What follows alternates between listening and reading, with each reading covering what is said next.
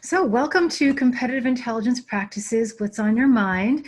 And we're actually tackling part two, embarking on part two to tackle your questions from part one last month. So I'm very excited about this because this was very successful event that I think warrants our taking this on an ongoing basis, and so I'm really excited about that. Before we begin, I just want to note that for those of you who are new to this, the Council of Competitive Intelligence Fellows is a nonprofit organization who is focused on education. We are in service to the profession, the practice community. We are also in service to professionals as well. And your organizations. And so we do this by being ambassadors, champions, mentors, and educators, or ACME, through our various programmings, of which this webinar is one. My name is Cynthia Chang Correa. I'm the president of this organization, and I'm joined by a number of fellows that I'm very excited to share with you. So we have with us Brad Ashton. Andrew Bushing will be joining us as well. August Jackson is also slated to join us. Clifford Calbazon, Louis Madureira, Ellen Naylor, and Elise Knuckles. And actually, I do see that some of them have already joined us here, and so I'm just going to to the conversation. And so with the format of this, for those of you who are new to this, is that this is a conversation. Our webinars are not presentations per se. There are many wonderful ones that are. So we leave people to do that. What we want to do here is to engage in conversations between one another, with you, to have you discuss issues as well, questions with each other, and that's really that's really, I think, the strength of this. In addition to and occasionally we do have people presenting, but primarily we really want to focus on these conversations. So last month we embarked on basically a Q&A format, and that was such a success. We had an overflow of questions that we felt it was important to do this again. And in the future, we're likely going to structure this so that these questions are presented thematically. So we may have something like this, but focused on open source intel, or focused on analysis, focused on design thinking, and so on. So that we can really roll up our sleeves and discuss, what our practices, the issues we're confronting, and what's on our minds. So please feel free, to share those today. And as I mentioned, there is a chat panel here. So for those of you who, need to engage without audio, please feel free to post there, and please feel free to share your own opinions, your own thoughts, perspectives on what we're discussing, because you're also experts too in what you do and where you do it. So we really do rely on the community in terms of sharing and building our practices, and you are a part of that. And with the chat too, if you've got any comments or questions that are a bit sensitive, you can feel free to just send it only to the panelists, and we won't name you, and if it is something that you want to share with the audience, there's also that mode as well. So please feel free, to use that as you need to. So I'm so glad to see many familiar names, and so I do look forward to people sharing their thoughts as well. So without further ado, let's dive in. And I just want to share with you a little bit of a recap. That last month, we tackled some questions regarding the foresight skill sets and competitive intelligence, and how they dovetail and how they mesh. If you missed that, please feel free to go to our website and check out the recording. And so the link will be at the end of this session. Another is how can you tell if a job advertisement is CI related if it doesn't include CI or the word intelligence, and so that question was a topic of conversation, and we also really dived in, to talk about how CI plays in mergers and reorgs, not in support of them per se, but how do you manage those changes if you are an organization, if you are a team, that is in the midst of organizations, that are merging or undergoing reorg. And so please feel free to check those out as well. And I think we also wrapped it up too by talking about how we stay on top of developments within the field, and we can certainly talk about that again today. So as we continue, there are a lot of questions, and what we've done today is to organize them according to themes so that we can tackle them more crisply and get through as many as possible.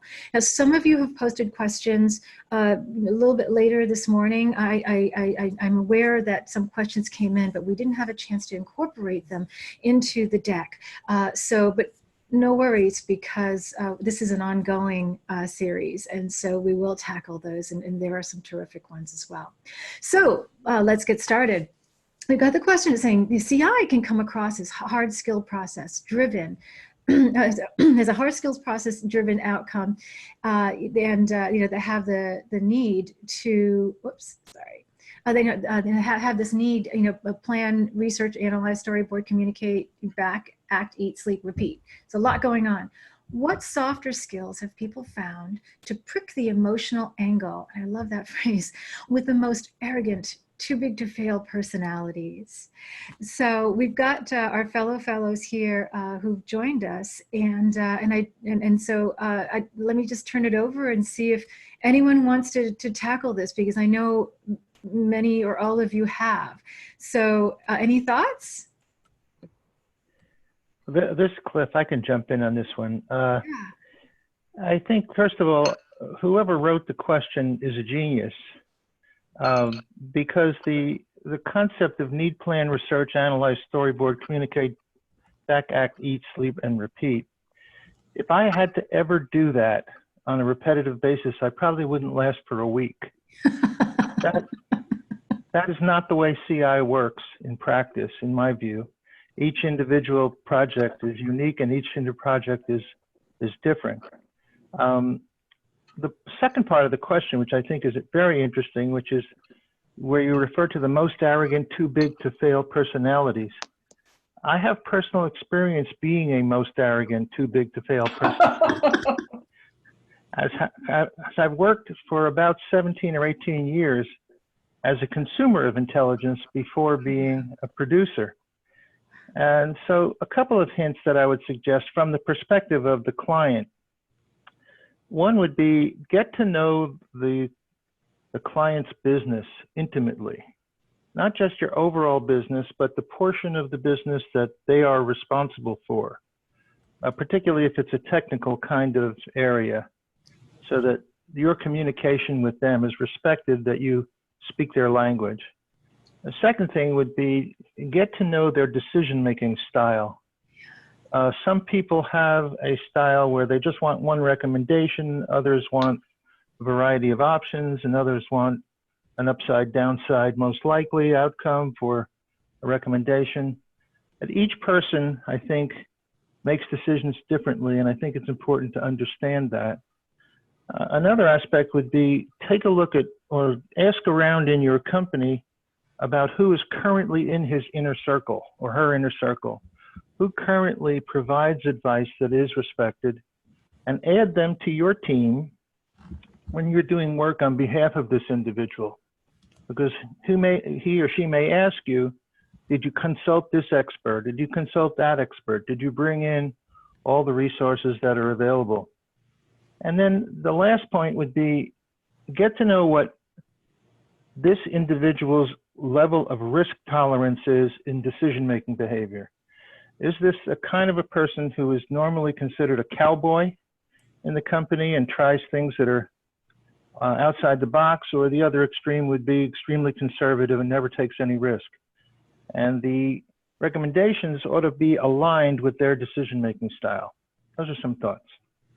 Terrific thoughts. Thank you, Cliff. And I love that you kicked this off, especially given your experience as a consumer of Intel as well. So I think that that perspective is particularly important and rather rare as well among practitioners. Anybody else would like to weigh in? And this goes for our attendees as well. Do you have experience dealing with this sort of thing? What has worked for you? Anyone? Hi, it's Ellen. And Hi.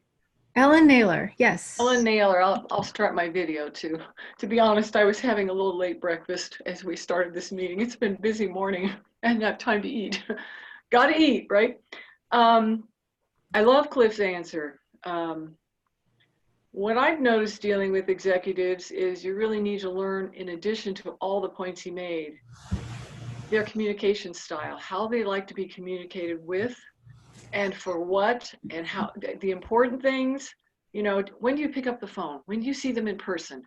When do you email them? When do you text them? To learn, to know them well enough to know that is so important. And in addition to that, what is their communication style? How do they respond? You know, are they someone who something very terse and short is the way to be? Or, you know, are they a little more chatty? There's such a variety. And to remember that you're not dealing with a persona. We're so full of marketing personas these days, I could just puke. You're dealing with an individual. Every individual is different. Treat them as a unique individual. They will appreciate that so much. And it's often enough when we're dealing with executives that maybe aren't that comfortable with them, whatever it is, we forget they're an individual just like you and me. And I've noticed by asking good questions and listening and listening and listening, I've gained more respect from executives than just about anything else by simply asking a question and shutting the hell up and letting them talk. And sometimes they'll talk for 20 minutes and they'll say, oh, that was such a great meeting. Well, it was for me too, because I learned a lot. Anyway. That's terrific. Thank you, Ellen. And we also have our other fellows weighing in via the chat. And so Elise says, you know, adding on to Cliff's responses, remember to be humble. You won't always be right, so be willing to openly receive feedback and build a stronger partnership to your stakeholders. Amen. I can absolutely agree with that. And I know that we do talk about humble humility among fellows when we have conversations among ourselves very often. You know, I think it's really one of the underlying drivers of success. August also echoes, he says, you know, great points. Cliff, you know, it's a fantastic, simple framework to evaluate unique attributes of each individual stakeholder, and recognizing Elise's point, as well as Ellen addressing the communication angle. And then Elise now is also talking about personality types. And absolutely, you know, I think oftentimes what Elise is getting at in her last comment too, you know, when she talks about data-oriented people wanting quant analysis and those are empathetic, will accept qualitative analysis, is spot on. And it speaks to something that's actually near and dear to me.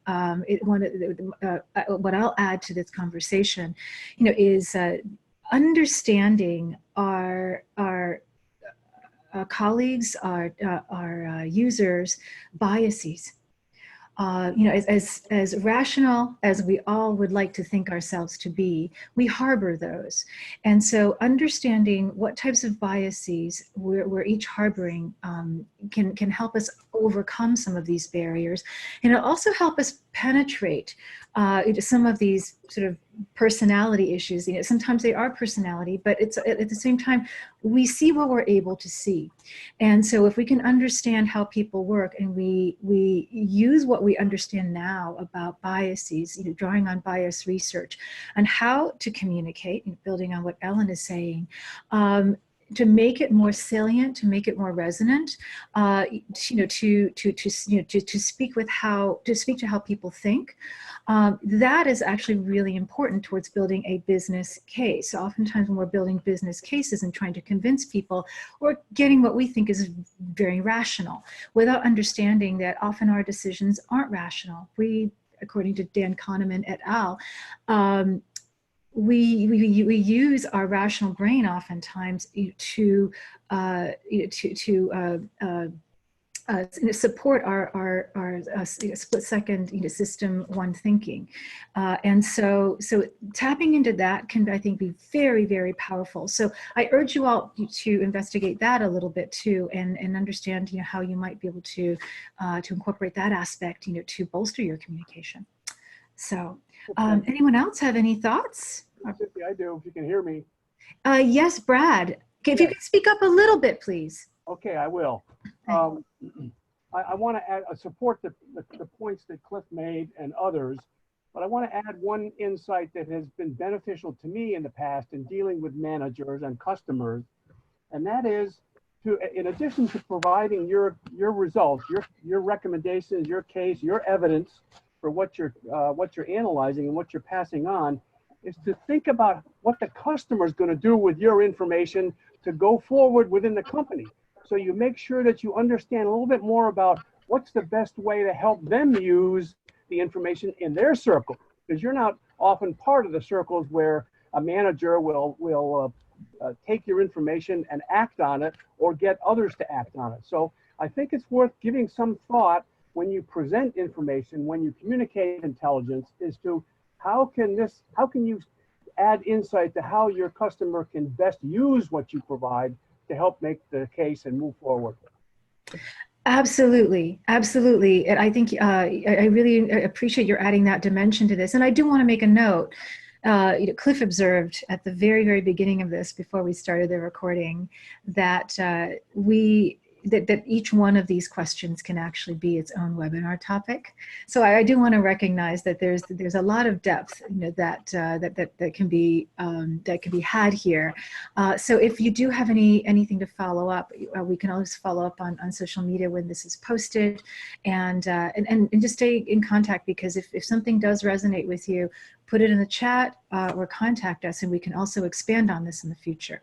So yeah, terrific, thank you. And so to continue along this vein, let's move on to question 2, and then also the next slide. How have people used their work to influence their company's culture, if at all this is achievable? And then this is also related to your question 3, which is, can the great and the good assembled on the call share stories and what they did differently to transform the behaviors of their program's perceived stakeholders?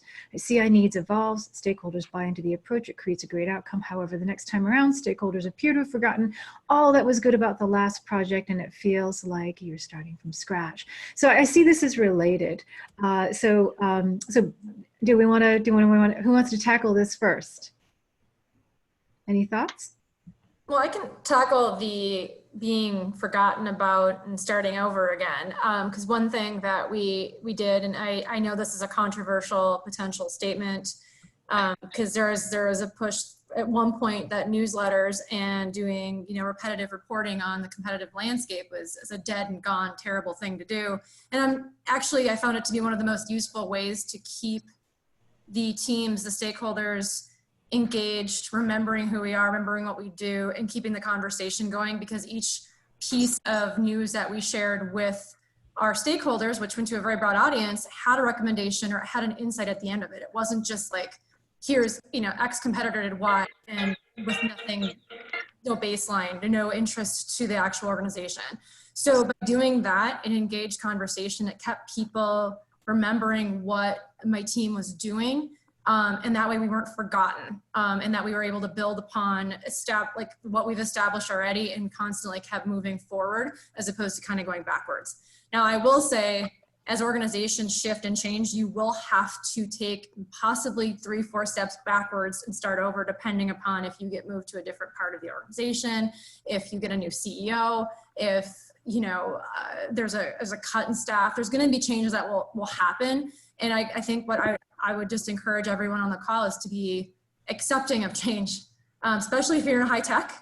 It's never a dull day, and you can never expect that what you've established today will be there tomorrow. So always be on your toes and always be ready to change it up and alter your course and your team's motives and to fit with the company's needs. And thanks, Elise. And I have a follow-up question then, because I think I really do appreciate your approach, and you're looking at how you can best apply specific tools as opposed to just treating tools and applications of these tools in a broad-based fashion, right? Sort of in a binary way. But as you're aware of these changes within the organization, do you have any thoughts about how you prepare yourself, your team, your stakeholders, for these changes that you anticipate or that you see coming down the pike? Insane amount of patience. Changing a company culture requires the highest level of patience and ability to just keep putting persistence, I think, are the two words I would use. Realize it's going to take a long time to change culture and to change perceptions of people, especially if they've been embedded in their roles for too long, or if it's a larger organization. Sometimes it's better to start small, start with a team, start with a product manager. Let's say take a product within your portfolio and work on them first, or if you're in a particular, you're in the legal department or finance or marketing, work on them. Start small and then show the value of what your viewpoints are on how to transform culture and behaviors in a small scale, because then you'll have some proof points for all those data-oriented people out there to help. Mm-hmm. But patience, and then don't give up. I spent 10.5 years at McAfee, and a lot of frustration just because we're all frustrated in our current roles, just because there's a lot of things we're trying to achieve, and you don't give up. That's one thing that I've learned through those 10 years there. Yeah, I want to speak up to support what Elise is saying here. One of the things that I found is really helpful when you're trying to make those cultural changes is to begin where the soil is fertile, for lack of a better analogy. When you're proposing something or you're presenting something, you'll have some prospective collaborators or stakeholders that are going to be, absolutely gung-ho about what you're proposing, and you're going to have some of those that are going to, say like no way, not me, never. And you can spend your time working with the people who are on board and gung-ho, or you can spend your time trying to grind down the people who are opposing you. And I've taken both.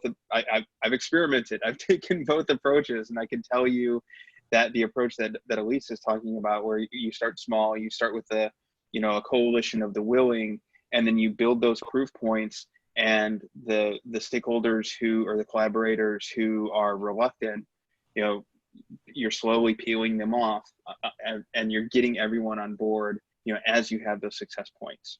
Mm-hmm, mm-hmm.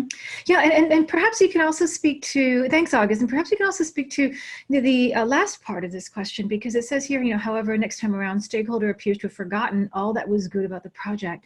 And so that tells me there's a communication, sort of internal marketing issue, but also a knowledge management issue, right? Because the knowledge and experience is not sticking around long enough, or at least it's not penetrating, the various types of distractions, that are often pummeling our users and stakeholders. So would you or anyone would like to speak on that?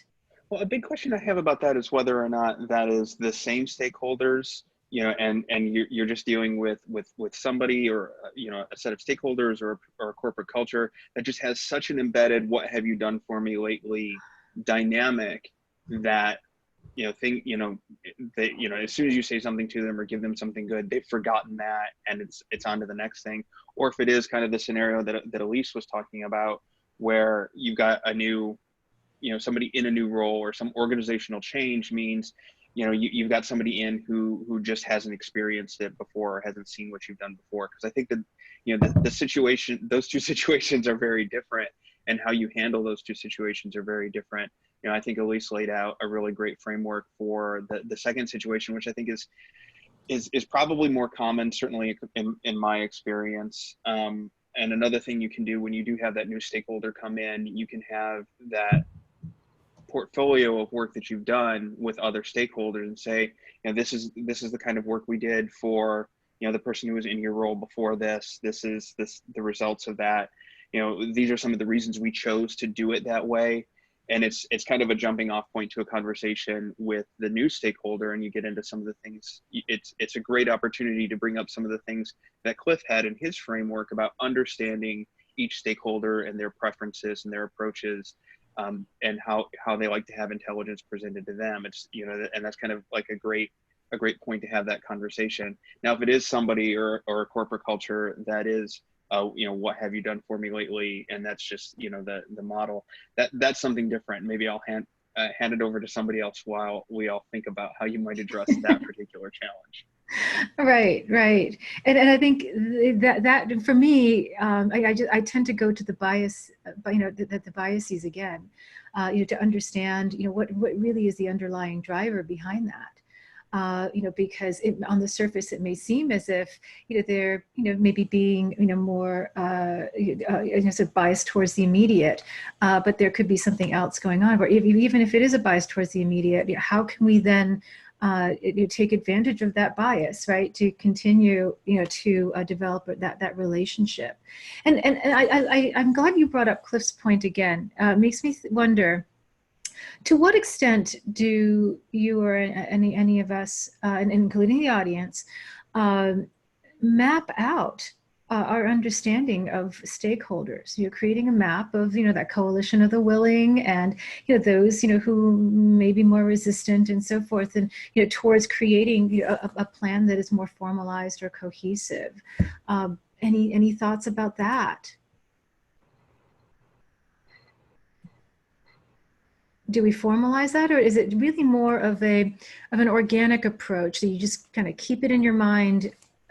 You know, what the various types of styles and approaches that people have, you know, versus something that's more systematic and through a map, then understanding where the gaps are and where you want to focus your energies. Do we tend to take it that far, or do we just tend to work on instinct or just more transactional relationships? August, I think. Personally, I tended to take a more informal approach, but I think there might be some growth potential for taking a formal approach, and it sounds like Cliff has a thought on that too.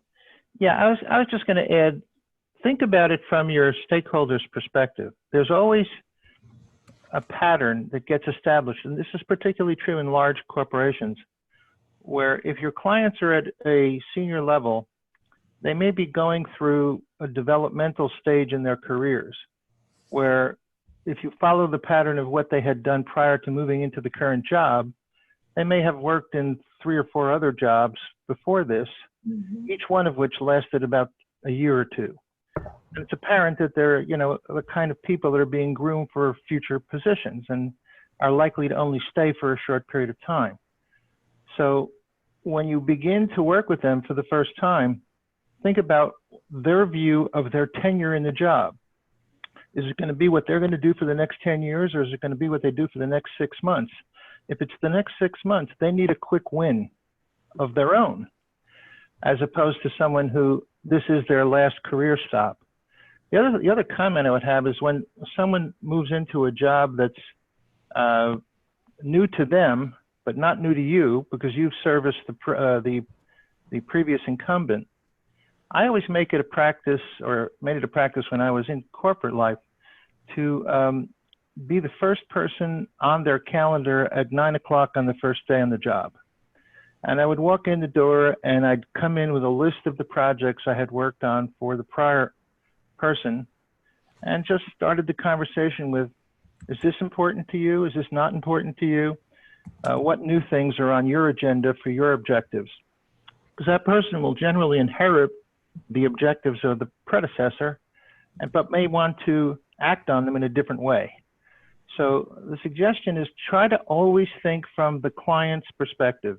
And then once you've got a very clear definition of what the tasks are, make them time-bound and make them provide deliverables that match their decision-making style and meet deadlines, particularly with the first couple of projects where you're establishing a relationship where a decision needs to be made, and you may have brilliant analysis, but it's too late. It's always important to meet a deadline. So always ask, is there a meeting coming up where you have to make this decision? What's the date?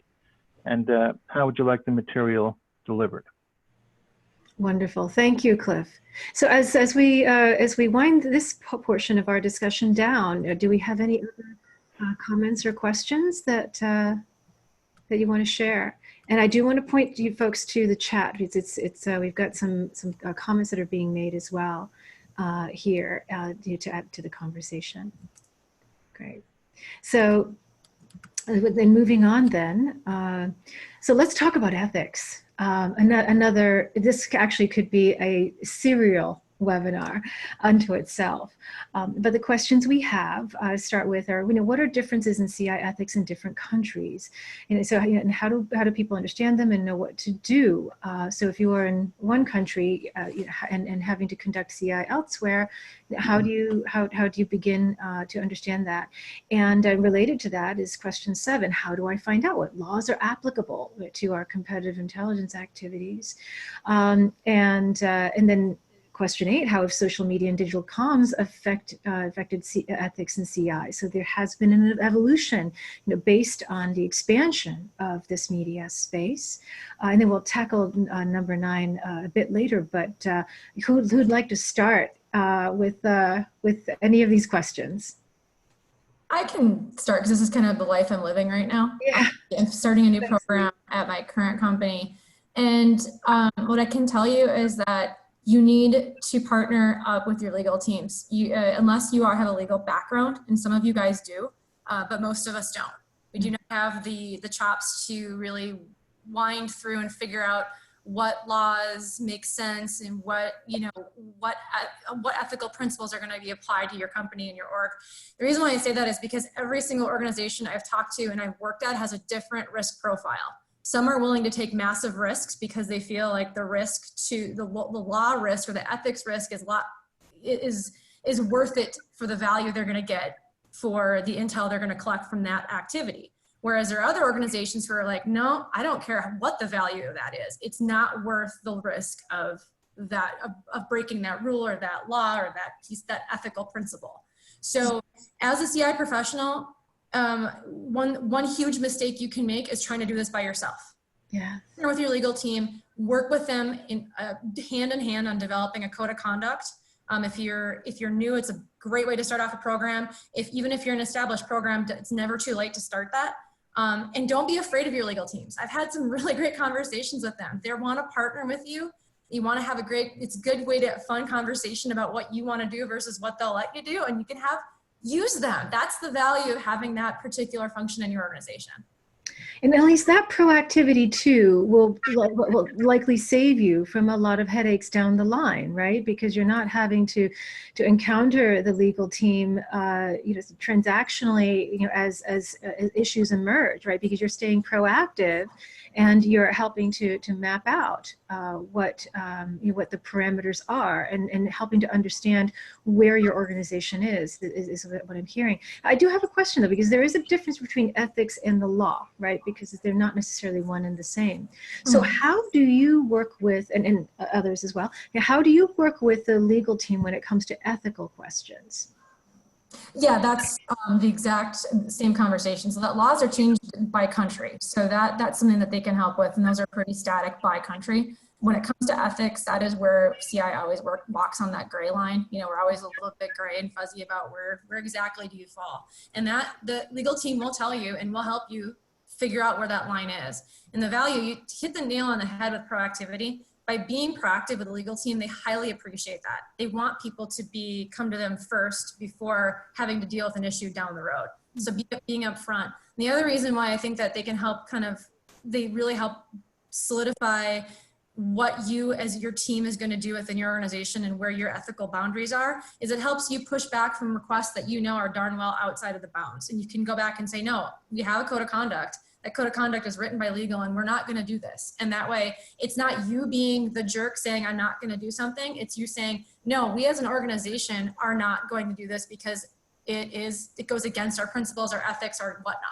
So it can give you a little bit more ammunition to keep yourself on the good side of the ethics. And legal will definitely help you stay there. Now, do you find, though, that you need to educate the legal teams you've worked with in terms of CI practices, or are the ones that you work with, do they tend to already understand CI fairly well, that you don't necessarily need to have that exploratory or even sort of fundamental conversation? I think it's safe to assume that you will have to educate them. Yeah. Somewhat on what competitive intelligence is. That's what I've always done, just to say, because CI is always defined differently by everyone. You get 10 people you ask, you'll get 15 different definitions of CI. So I always like to ground them on how's my view of what CI is. Here are the things I want to do. Mm-hmm. You can let me start there, and then have that dialogue and that back and forth and debate. And that's where you get to that line of what is possible for your organization. And I'll let jump in. I'm sure there's other opinions here. Yeah, because many of our colleagues, have encountered utter resistance with some legal teams who basically say we're not doing CI, right, because it's just too much of a headache, and so that becomes a big question they have to confront from the outset. So yeah, thanks for your thoughts here, and let's turn this over to other fellows as well as the audience. So any other thoughts? And audience members, we have a small enough group that if you do want to speak, just feel free to ping me in the chat, and I'm happy to open up the channel. So yeah, any other thoughts you want to add to? Yeah, Cliff, I think you're muted. Let me just jump in on this one for a second. I guess it depends on the size of the company, but sometimes the chief counsel is the head lawyer. Sometimes in a case like this, you have two CEOs. You have a chief, a CEO of the company, but then the second CEO is somebody called the chief ethics officer. And that is maybe is a lawyer, but has a role specifically to writing the company code of conduct, which is broader than the CI code of conduct. So if that exists or has been updated recently, that's the first place to go to learn what has been discussed already, which is, does your company move to the conservative side or the liberal side as it relates to these kinds of issues? Secondly, is when you ultimately have to implement this in the field, you should have a separate CI code of conduct for collection activity primarily. And that code, I think Elise made this point, applies if you do business all over the world globally. So if you go into a country where there's a set of ethics that operate there, which are somewhat, shady as it relates to your company's code always is the one that should apply. It's more important than the local behavior in that country. You can always do the research in another country, which will follow the rules that your company has. And over the course of, I'd say about 20 years of doing this, I kept records on about 1,500 intelligence projects we did. And I can tell you that there were 28 cases where I got a call from an agency that I had hired to do some research work in the field, where they had reached a point where asking the next question was gray area, and they needed to get guidance before they moved. And I always told the agency before they started that they were acting as an extension of our own staff. It was almost as if they had to follow the same rules that our company would if we were doing the work directly. When those questions came in, if I didn't have an answer as the head of the CI department, I went immediately to the chief ethics officer and gave them the specifics of that case, asked for a judgment, and then went back to the field and said, here's the decision on how we're gonna go with this one, because you can never anticipate everything. So don't think that even if you have operating rules, every single case you'll face in the future will be easily fitting into the rules. Use your best judgment and hold off on taking the next step on a project if you feel there's risk, and get legal advice before you act.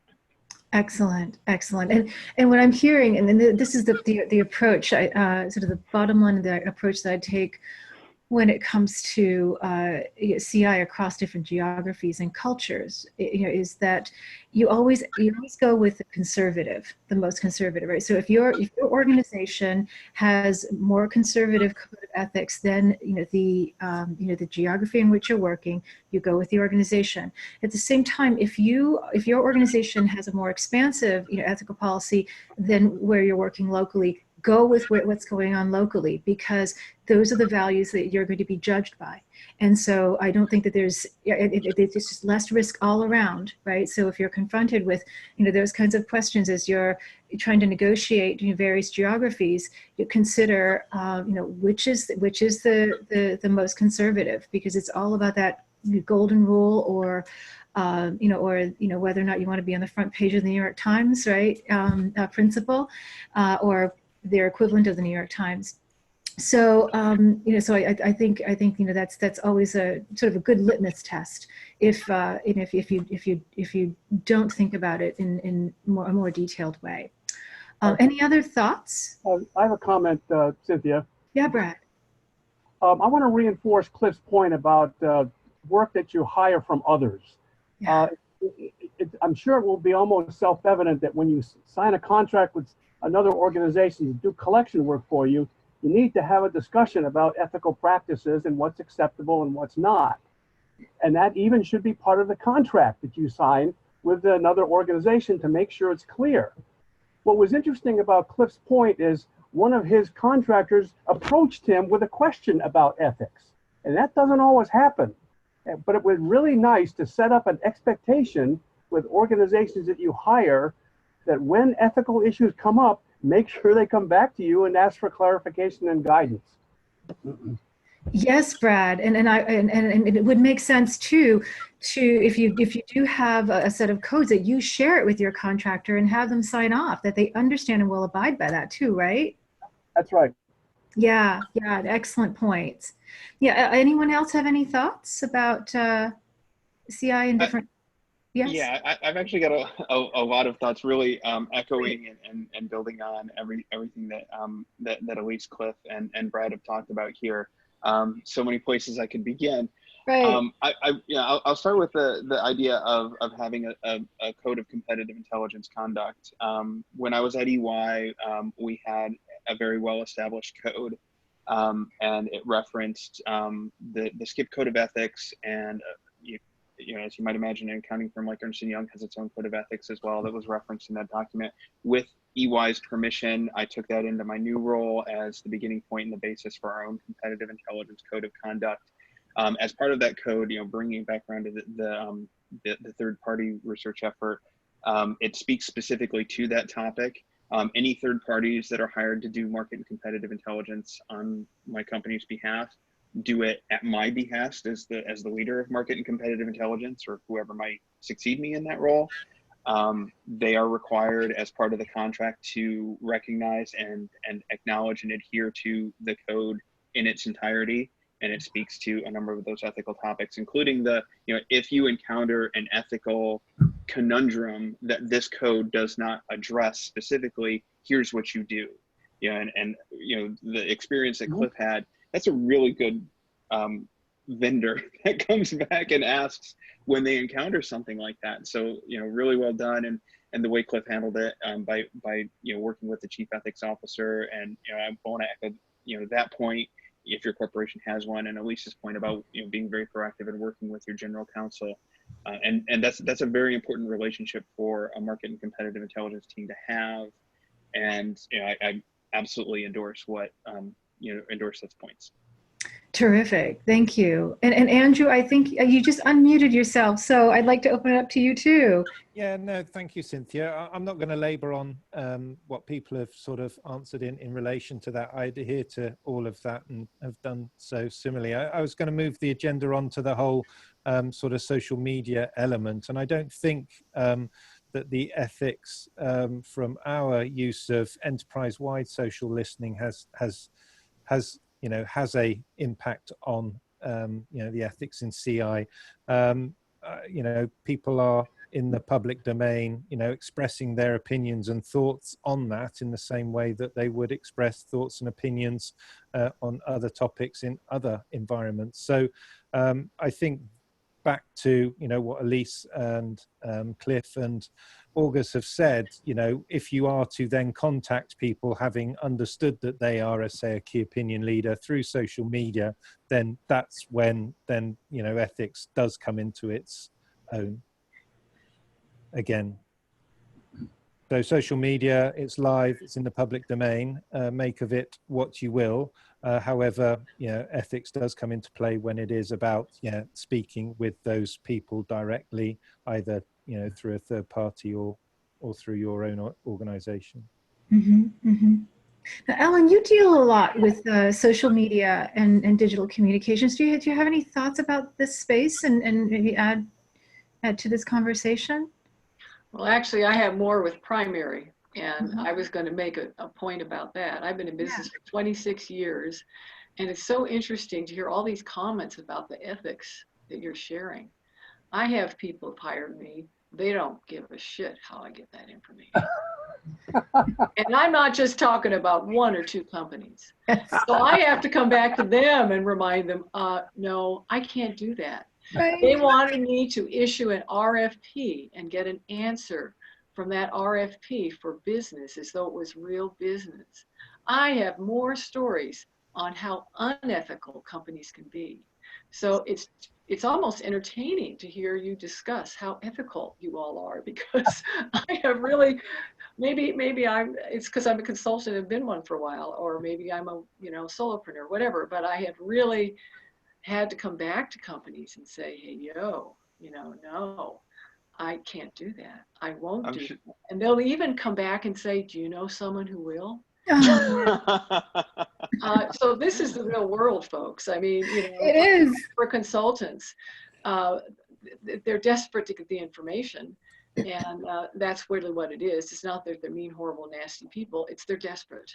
They have a deadline coming up. There's been an acquisition that's happened they didn't know about. There's some event that's happened, and that's the reason they've called you. And so that's why that happens. And you can then have a discussion with them once they calm down, and you can go approach this ethically and do it. But it's very interesting to me to hear about the New York Times, the cover on the New York Times. These people couldn't care less about this kind of stuff. A lot of them, frankly, I think we could have a really fun conversation. I'm sorry to interrupt, Ellen, but I think we could have a really fun conversation about the crazy, unethical things we've been asked potentially to do in the past that we've had to talk down and walk back. Yeah. It's a future topic. Yes. Okay. We're making it a future topic. Yeah. Well, let's talk about social media though, and digital, and because that is for real. People can say whatever they want in social media, and they can be as rude as they want, and they don't think about the fact that it's there forever. Well, with a few exceptions, but for the most part, it's there forever. You can go find it. And so I think that really affects how I look at CI in social media, because it's so easy to track it. It's also so easy to become a self-professed expert in an area. And this is what we have to deal with as CI people. When you're looking for a good source or many sources, or even just several who know what they're talking about, who aren't just major egomaniacs, who just want to make a living. You really do need to check things out much more thoroughly to see where all they are shown to be an expert. So you realize they're not a self-appointed expert. People actually are talking about them. And there's ways to do that through research, because I like to do that before I call someone up, even for win-loss calls. I always look them up on social media to figure out what their background is. That might get them talking a little bit more, So there's real pluses to it in terms of looking people up if they choose to be on social media. And not everybody does. We all assume they do until you get a project where you're talking with IT people, for example, like I am now. A whole bunch of them are on social media. They don't care about social media. LinkedIn, what's that? Link me to the closest network. Digital. This raises an important question, Ellen, because I have seen with the rise of social media and digital communication that it depersonalizes our interactions, as well as you and others have alluded to. That depersonalization also means too that I think the barriers to bad behaviors or unethical or questionable behavior also is lowered. So, for example, you have people who might not pretext on the phone. You won't cold call somebody in pretext. But you will join social media and pretend you're something you're not in order to basically ingratiate yourself with a group and then collect that way. And so those are some very serious questions, because obviously there's a law enforcement has their practices in that as well, and then they have set specific boundaries about what they cannot, will not do, and also government intelligence also has that. But in CI, we really haven't drawn the parameters around that very much. It tends to be an extension of the traditional pretexting, but people make that an assumption, right, that you understand that, as opposed to saying, okay, this applies to social media. So it becomes more of an open question. So any thoughts about how our ethical behaviors change in social media versus the more traditional approaches of collection and engagement? I think it's a broader individual choice as to, what your relationship is with social media. And I think that's an individual choice. If you're comfortable claiming to be somebody else on it, I'm not very comfortable at all doing that, and proceed not to do that. And the real person behind the social media. So, it doesn't wash with me, I'm afraid. Yeah, same here. In the code of conduct that I'm currently working on for my current organization with our general counsel and a couple of other stakeholders, we've extended the precept from the SCIP code of ethics with respect to identity and also your corporate affiliation. We've extended that into social media, and also even into things as straightforward as requesting white papers from competitors. We are expecting that you will use your corporate email address and you will reflect your corporate affiliation. And a lot of people feel like, well, if I do that, maybe they'll say I can't have this white paper. One, that's a big assumption that anybody's actually bothering to do that filter for competitors, because I don't think most companies are really, that's a level of savvy that I don't think most people have. And then two, it's not like the world is going to end if you don't get that white paper anyway. So, we're trying to draw a very strict ethical line, and, extending that into social media. If anyone in my organization were to purport to use social media for the purposes of market or competitive intelligence, I'd make it very clear I expect that social media profile to indicate your real name and your real corporate affiliation. Mm-hmm. Yeah, I think it's really important that we make that distinction, because I think we often rewrite the rules under social media for ourselves, because because there isn't the anonymity or the potential anonymity, but it's also not a more directly personal form of communication. And so I think it is an important thought. And I also have to say, I think it's just really important that we focus on this, within the organization, as we are developing, ethical practices and codes, as you mentioned, August.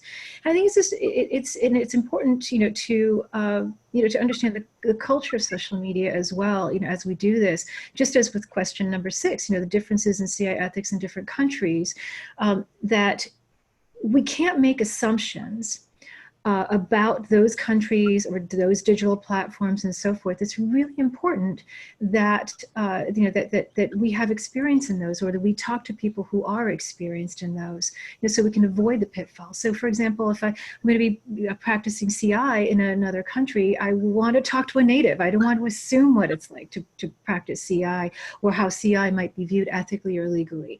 And I think same goes for the digital domains as well. I think it's important to talk to digital natives and understand, what the types of norms that are out there, but also, how people might receive our behaviors, from a CI standpoint, and what some of those, parameters, could or should be. So, yeah, any other thoughts on that? I just want to add one thing, maybe as a reference. Recently, I think Cynthia sent out a note about something that you put up on the website, the CI Fellows website, that I had published several years ago, called Conducting Intelligence Ethically. And it goes through a whole series of these principles, also relates to protecting intellectual property and the distinction between trademarks and IP, et cetera, from a counterintelligence perspective. And also there's a piece that I added onto it, which is more recent. We were asked by Skip Management at a time when I was the chair of this group to answer the 15 most common questions that came into their office, all of which had to do with ethics. Mm-hmm. So we put together a task force. We went through each question individually and ultimately got the language agreed to and reviewed by an attorney. And that is now published and available as part of this article as well. So if people are interested, they might want to go to the Fellows website and they'll see that article published. Yes, thank you for bringing that up, Cliff. Yeah, it's a terrific resource for folks who are starting out. So yeah, wonderful. And so and looking at the time, we have about 5 minutes or so. And so I'd like to just wind down this discussion, but understanding that there's still a lot to cover. So this won't be the end for these discussions. And I think for question number 9, that probably warrants its own discussion when we're talking about CI techniques and tactics. And so, because especially now with deep fakes and synthetic media out there, that's a whole different bag. And we will address that in a future webinar as well. So, so let's just move on to this set of questions, and I'm just going to keep this. This is what sort of be the lightning round, because we're really talking about any books you'd recommend, any techniques, and so forth. Favorite tools, education. So who wants to tackle which question? What's top of mind? And this will be a recurring set of questions as well, for very obvious reasons. But any thoughts about books, for example, to start with? Can't go wrong with a Fleischer and Ben Susan topic, or the specifics from Ellen Naylor on win-loss. Yes, I wholly agree, Andrew. Andrew stole my answers. Yes, well, those are the best. And I should duck my head and let you take a picture of the bookshelf behind me. I got it right here. Oh no, I have about 60 competitive intelligence books is what I'm getting at. I'm a collector, and let's give a plug to Kirk Tyson, who's writing a book, isn't he? His next edition on setting up a CI process, edition maybe number 6. I'm not sure. I've lost track, but this is not his first rodeo on this very topic, and that would be a good one to suggest. And I actually use that for my academic course, because it's just wonderful, sort of alpha omega, covers various topics and stuff. So the complete guide to competitive intelligence is the title. Any other faves that people want to share? And what about Sina's book, Sina Sharp's book? That's right. Intelligence Advantage. I know a lot of people like that book too. Yeah. So those are really great primers on it. And I actually do want to share another one. I know for a lot of people, we struggle with open source intel, because I think Craig and Babette cover the analytical world brilliantly. But Michael Bezel has a book called Open Source Intelligence Techniques that I think is a great start. It just gets the juices flowing, and that I think is also in its 6th edition. So that's one that I can recommend. But I also think it's one of my favorite books. It's really about mindset. And it's Super Forecasting by Philip Tetlock and Dan Gardner. And that book is phenomenal. It has 10 or 11 techniques, on how to become a super forecaster, how to minimize your biases and sharpen your analytical acuity. And it's also informed by the Good Judgment Project, of which that he and his wife Barbara has developed. And there's a public side to that. So those are a couple of favorites that I think are fundamental as well. So any other thoughts? I would add a couple of classics. Michael Porter's book on competitive strategy, which is kind of the basis of all of this. I would add a book by our colleague Brad Ashton and Dick Clavins on keeping abreast of science and technology, which is a core competency book in competitive technical intelligence, if you have a bent towards that, if you're on the R&D side. I would also suggest there's a particular book John McGonigal wrote about how to be a manager of a competitive intelligence function that I found very helpful, beyond being actually a doer or a project manager. And the work of John Prescott, in particular with his work on the global issues and some of the stuff he's done on world-class CI and the qualities of a world-class group. Excellent. Wonderful. And Karen Walker is also suggesting A Critical Thinking for Strategic Intelligence by Catherine Fearson and Randolph Fearson. Yep. And Lori Pelnis is basically saying a webinar on favorite tools would be great. And I wholly agree. So, so as we wrap this up, oh, and actually, I'm sorry, we have somebody who's raised his hand. And so I'm not sure that I'm able to get to that right now. Yeah, for some reason it's not working, so I do apologize for that. But perhaps you can type in the chat. But yeah, so we'll certainly tackle more of these, because there's also tools and techniques and software platforms, as you can see here. So this is a very, very rich topic, and I think it certainly warrants its own webinar as well. So. So as we wind down, I just want to we'll advance this and thank you all for participating. I just want to mention that the recordings are available on the CI Fellows website, as you see here. And if you want to stay on top of our webinars and developments, please send an email to acme@cifellows.com. Our next webinar is slated for October 30th. And we'll announce the topic, but it's likely going to be the same format but focused on a specific theme this time. So thank you all very much for your questions, for your inputs, and just for your attention. We will post any new announcements also on our social media. So please stay tuned. Check out the CI Fellows on Twitter, as well as join our community group on LinkedIn. So thank you very much, all of you, and we look forward to seeing you on social media and also next month. So thanks, everybody. Great discussion. Thank you. And yeah, thanks for all your contributions, everyone. Yeah, it was good.